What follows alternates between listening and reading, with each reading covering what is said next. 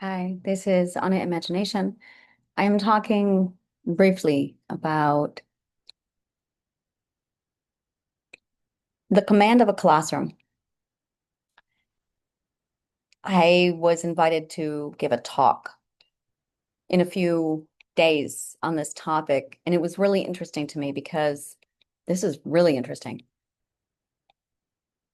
I will be showing up as the teacher to talk to the teachers who are looking to master the position I am in, that they seek to be in for their students while sitting in the student's chair. And I started to think about that, and it's a beautiful example of passing the torch. And then I had some thoughts and I wanted to capture them now in the moment. And I was thinking about what authority really is, and it's not the right word at all. It's not at all. It's confidence.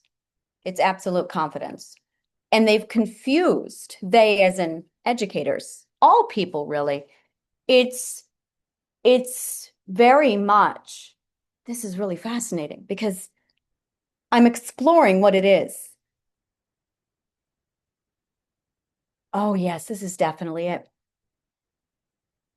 When you come together in a classroom, in any kind of a learning environment, it's equivalent to it's the environment. It's 100% the environment, and it's knowing what's in the environment to understand where everyone is in relativity to you. So it's you standing in the environment and then being able to see everybody in the room with you, knowing precisely where everybody is in relativity to you. And it's understanding which point of view everyone is standing in relative to your own point of view, and then being able to anticipate where they're going to be and how they're going to come at you. The problem is, if you don't know the stage, you're going to be just as deer in the headlights. And what we've developed over the centuries, because we lack the knowledge of the scalar, and that's it exactly. To do this, you require the knowledge of the scalar. You must have the knowledge of the ousia. You must have the ability of perspective, as well as the ethical stages of the vector. You need the vector. So you need scalar, ousia, perspective, and the vector in order to pull this off. And when you pull this off, it's not pulling it off. That's just it. It's not pulling this off. It's the ability to mathematically measure precisely where everyone is in the room in relativity to your own. So if you don't have this knowledge, you're not going to have confidence. That's what confidence is. It's knowing this. So anytime anyone approaches me, anywhere, anytime, within 2 minutes, I know precisely what their metrics are. I know what their metrics are because I know the vantage and I know the metric and I know the scalar. So I can immediately assess and take everyone's temperature and know precisely where they are in relativity to me and the truth. The truth is here, and I'm right here. I made sure of it. Now, with me standing right here next to the truth, I'm measuring everyone else. And based off of their language, their ethical perspective, their position, everything, I'm able to take a metric and see precisely where they are in relativity to the truth, which is where I'm at. So now I have these metrics, and I can see precisely the vector, the vantage, the scalar, the ousia, and the perspective in which they're in. Now, I also know the psychological tactic that we all have our options available to, which is tit for tat strategy or the ethics, or it's going to be education. There you go. Those are the three things. Now, what people have, this is what it really truly is. But that's not what people use because people don't know about this. So now you don't know. Now you're defaulting to what can you see? So now you have a naked eye assessment. And here's the problem. This is what's going on in the abstract. But what's going on with the naked eye is a completely different story, and it's not telling the whole story. A word has 3 degrees to it. Every word has 3 degrees. The first degree of the word is the naked eye. The second is going to be the implication, what is implied with the word. And the third is the origin and the etymological meaning behind the word. Now, when a person uses a word with me, I know precisely the etymology, the implication, and the first degree of the word. I also know the tactics. I know the vantage tactic. So when you understand vantage tactic, what ends up happening is people, due to abuse, due to self-preservation, and let's clarify this more precise. Let's use precise language and nail this right down to the truth so we can analyze precisely what it is we're dealing with. When we say abuse, what we're really dealing with is groomed for self-preservation. That is what abuse is. It is groomed for self-preservation. So when you start looking at self-preservation and the immune system, it changes the way everything is understood. So now you have groomed for self-preservation people. Now you're looking at a spectrum. How much are they groomed for self-preservation? Well, now you need the metric for that. You need to know the degrees and the stages. There's 4 stages of being groomed for self-preservation. You need to know what you're dealing with. Now, this is all going on at that 2nd and 3rd degree. Now, an educator or anyone really, truly, when you want confidence, you need to be able to read that 2nd and 3rd degree in the abstract. But the naked eye is the 1st degree. So the meta is the 1st degree. And that's what we're all used to. It's the naked eye. It's the naked eye scope. And we analyze everything we understand based off of that naked eye scope. What do we see? What do we feel? We got 5 senses, but this isn't true. We don't have 5 senses. We also have 2 more senses that are at play here that never get any acknowledgement. And one of those is, of course, our physics, which is our intuition. And the other is going to be our logic. So when we have our physics and our logic playing a massive role in all of this, and here's the thing with the physics, is the physics tell us what is, but the logic tells us what can be. That's the difference. The physics tells us what is, and the logic tells us what can be or what will be based off of all the variables. But when we are unaware of the full equation, we calculate incorrectly. So now you have a teacher walking into a classroom and they don't know the equation. They have no idea what they're dealing with. So they're showing up to the environment without the confidence. Now, after 30 years of teaching, you feel it. You feel it. And you get that intuition, but you don't know what you're feeling. They don't know what they're feeling. And this is why teachers are tradesmen. It's because they don't know what they're dealing with. They just have that intuition, but they can't explain it because they don't have education on the scalar. Now, once you have education on the scalar, you can navigate it so easily. Now, here's the problem. This is really, really the most important of all of this. You are now officially at the advantage of the student. Now, to gain the student's trust, you want to show them your cards. And that's it right there. To gain trust, you have to play all your cards on the table. So that's literally what I would say to a teacher. If you want confidence, cards on the table. Cards on the table. The child knows. You have a child, a student who's walking into a classroom. They're walking into an authority power dynamic cocktail. They know it. It's a power dynamic cocktail. Now you take a child who's abused. You take a child who's got all these psychological issues at home, and now they're walking into a classroom. You get a child who doesn't want to be there. This is all going to be variables inside the learning environment. The learning environment for a lot of children is a shooter's range, and they know it, especially and quite literally today. Now you have children who don't want to go to school. You have children who are resistant to learning. Now you've got teachers who are just as scared, just as clueless, terrified of the students, and they're terrified of each other. This is at a point now where this has bubbled up. And absolutely no one is discussing the psychology of what's going on here. It's out there. It is really out there as far as being able to understand it because the science is so advanced.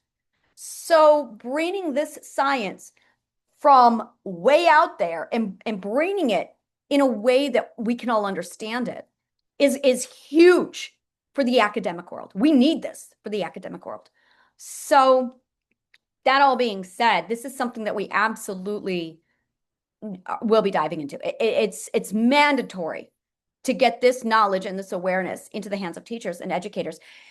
And it's 100% the psychology of a power dynamic. That's really what we're dealing with here, is the psychology of a power dynamic and how that power dynamic influences the learning space and the education space of that child, their future, and how they view education going forward. It's quite equivalent to playing Russian roulette with a student.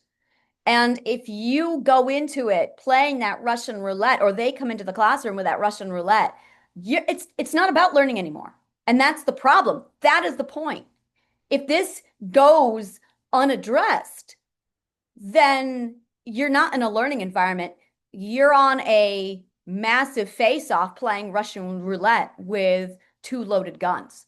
That's really what's going on. And when you start to understand that learning environment and what you're really up against and what confidence is, what you're bringing to the table, talking about this, and this is it right here, is when a child comes into the classroom, they don't know anything about this. The teacher doesn't know anything about this, but you both can feel it. But neither one of you are ever talking about it. And that's the problem. No one's talking about it. No one's exploring this. There is no science that's discussing this, at least not yet. And once you open the door for this discussion and we start to pull it apart and we start to treat that child or the student equal to the teacher, it changes everything. It absolutely changes everything, because when you have someone who comes in, I remember this one anime. This is it exactly. This illustrated it very clearly. There is this one anime where the man was a genius. I mean, genius. And he was explaining why he sided with the enemy. They couldn't figure that out. He was working for the freedom of the people, but he was also working for the government. And they couldn't figure out why he had switched sides. And they're watching this war play out in the safety of his lab. And he's talking and explaining, beautiful speech he gives. But what he says in this speech, really, he says, I have invented this, and I have discovered this, and I have built this. And if I were to walk on a battlefield and you were to see me coming, knowing what I have done, what do you think they would do to me? Oh, they'd kill me. So I went to work for them so they wouldn't kill me. And he played that hand to keep himself alive. Now, let's put this in the position of a child. A child walks into this classroom, 5 years old, 10 years old, 15 years old. They are at the disadvantage. And the adult is standing there. First of all, they're physically taller. They're older, in many cases, biologically older. And now they're being told you have to respect your elders. So every advantage, everything that the student has that they have working for them, they have to surrender. And now they're being told you don't have a choice but to go into that classroom. And it's equivalent to a dog being asked to lay on its back and expose its neck to a stranger. That is a lot to ask any human being. And now you throw in there a teacher who doesn't know the backstory of this child or person.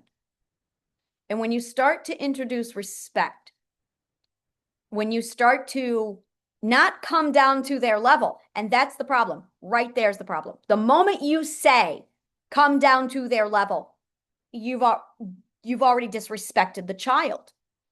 Because the minute you come down, it means you're on a pedestal above them. That's the problem. That right there is the error.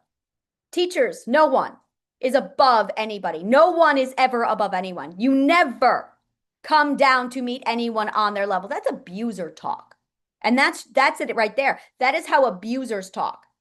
Every time we say a phrase like, come down to their level, well, you gotta come down to the moment you say come down, that tells me precisely where you are on the scalar. I know exactly where you are on the scalar. I'll be talking to somebody, and as soon as someone says, well, you've got to come down, oh, I know where you are. You're at the top. You've put yourself in the vantage metric on that platform. You are the man behind the curtain who's not even stepping into the vector to make sure you have the advantages at all time.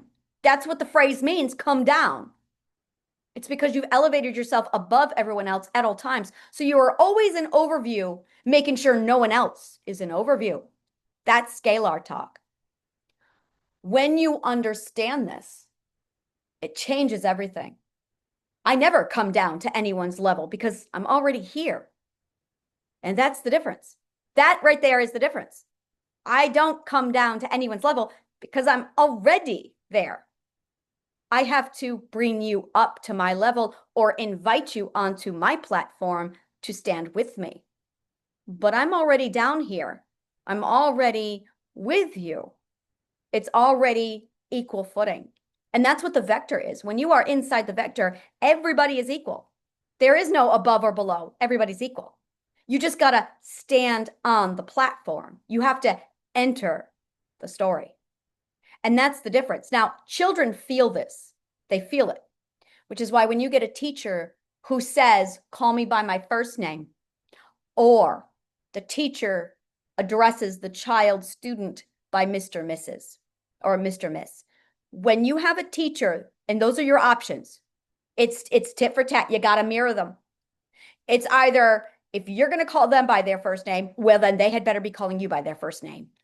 Or if they're going to be calling you Mr. Jones, then you had better be calling them Mr. and Miss, whatever they are. Tit for tat. And that right there is your very first, we're on equal ground. Now, what that does is it shows I respect you. As soon as you show that respect, you've got them.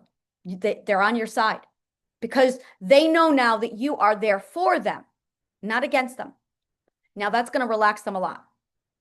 Every single time. These concepts of doctor in front of your name, get rid of those. Get rid of those. That is the dumbest thing anyone ever could have done in a classroom setting. Because the last thing you want to do is show someone that you're better than them in the middle of a classroom. That's not where people learn. People learn when they are peer-to-peer and they're understood. But if you're on that pedestal above them, they're never going to understand you. They will never understand you because they are going to be hardwired for fight or flight. You want to turn off their fight or flight. The only way to turn off their fight or flight is to show them it's not necessary. Best way to show them it's not necessary? Show them that you're the same. When you try and control authority, it's actually called manipulation. The word control doesn't exist. It only exists if you're applying it to yourself. You can control yourself or manipulate everybody else. You can be manipulated or you can use your boundaries and not allow that to happen because you're in control of you. So those are your options. Same thing. If you're trying to control the environment, you're manipulating the environment. And children know that. They can feel it. That's going to immediately make them fight or flight even more. They're not going to relax. You have to have the child relaxed or the student relaxed if they are going to learn. And it's not something you can coax, force, manipulate. It's got to be on their terms. Here's the real kicker. They're the ones with the authority. You can force a child into a classroom, but they don't have to listen, and they won't. Not until they choose to. The power is all theirs. They have entered the audience. You are the actor on stage, and you are at their mercy of buying tickets to your show. Just because they're there doesn't mean they're there. And that's really what you're up against. Just because they're there doesn't mean they're there. And the moment you realize that you are at their mercy, game changer. Big game changer. This is all the elements that is making up the cocktail of the learning environment. This is where it all starts. It's all those different components that are making up the entire equation. But if you go in not knowing what the equation is, you're not going to come off confident. And that is going to be very apparent. It's a 100% a power dynamic. You are walking into a power dynamic soup with all of these components. And if you don't understand the big picture, you're at a loss. You're going to be just as deer in headlights as the student until you build up that's it right there, until you build up that reputation, or at least that intuition to be able to read it on an intuitive level. But you're looking at decades of practice To expedite that, you're going to want the cocktail. You're going to want the recipe for the cocktail. So you have to understand what all is playing inside of these factors. What physics, what psychological physics is taking place, what power economics is taking place, how all the dynamics are moving with each other, and what you're really dealing with the scalar, the ousia, the perspective, the ethical vector, and the vantage. When you understand all of that, you'll be able to measure everyone. But what you really want to do is hand that vulnerability over to them and give them the vulnerability back. It's all about earning their respect. You have to earn their respect by respecting them, because the golden rule, reciprocity, that's how it's done. That is absolutely how it's done. Is if you want to earn respect, if you want respect, you have to give it first. And that's it. Reciprocity will immediately kick in, and that's what you're going to see. Thank you so much. And may the kindest of words always find you.